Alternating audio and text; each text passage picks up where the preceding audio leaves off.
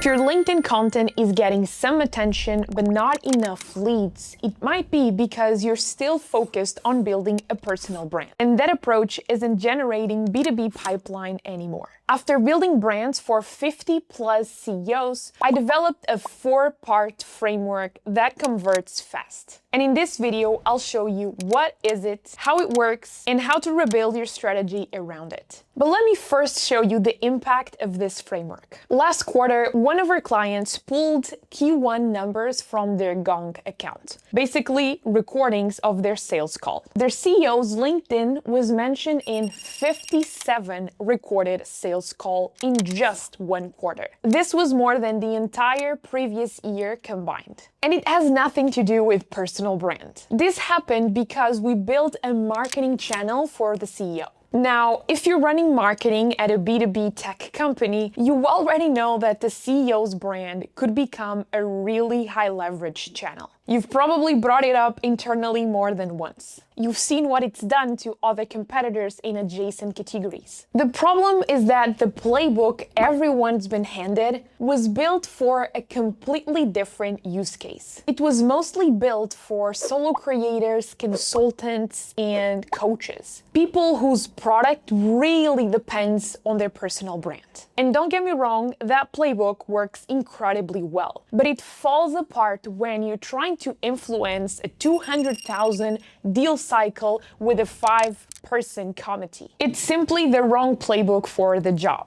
So here's the shift you have to make. When you call this work a personal brand, you are essentially optimizing for who the CEO wants to be known as. You measure followers and engagement, and you write content that builds an audience. But when you call it a marketing channel, you optimize it for buyers. You measure pipeline influence. You write content that answers the questions that your buyers have during the journey. And so every piece of content that your CEO publishes should move one of the 3 questions for a buyer in the research phase. 1. What's the real problem in this category? 2. How do the best operators solve it? And 3rd, why should I trust this brand to solve my problem? If a post doesn't move one of these forward, it's hardly going to move an influence pipeline. It might still be good content for a personal brand, but it's not exactly what we're building here, at least not for 80 or 90% of the time.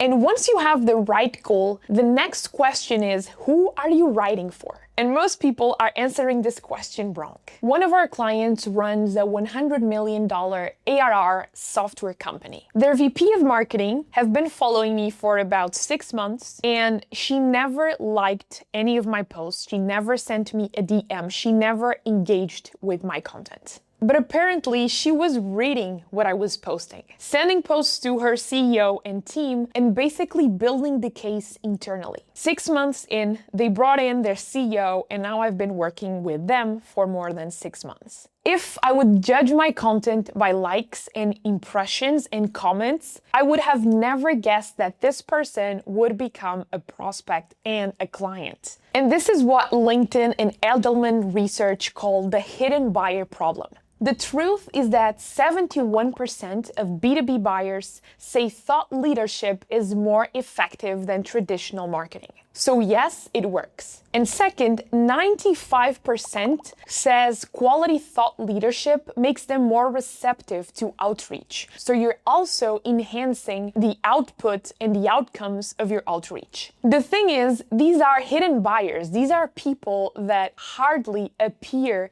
during the research process because you don't know they are investigating you and researching your brand. And serious buyers simply don't want to like your post. They don't want to comment because they don't want to trigger vendor outreach. They don't want their boss to see they are researching options before they actually tell them. They don't want competitors to know. So they simply consume content privately. They send it through Slack, they save it, they talk with colleagues. They do a lot of this process privately. And so if your CEO's content is built for the 5% who interact with your content, I can pretty much guarantee you are not targeting the right buyers, especially if you are in B2B tech. Which brings me to the 3rd part of this post. Because once you know who you are creating content for, You need to know what you should be posting. So let me tell you a story about a client of ours. He is a founder of a pretty successful software company. We got him on a podcast back in 2024. It was a 60-minute podcast. To this day, and that's pretty much 1.5 years later, he still gets a bunch of DMs, leads, and opportunities from that episode.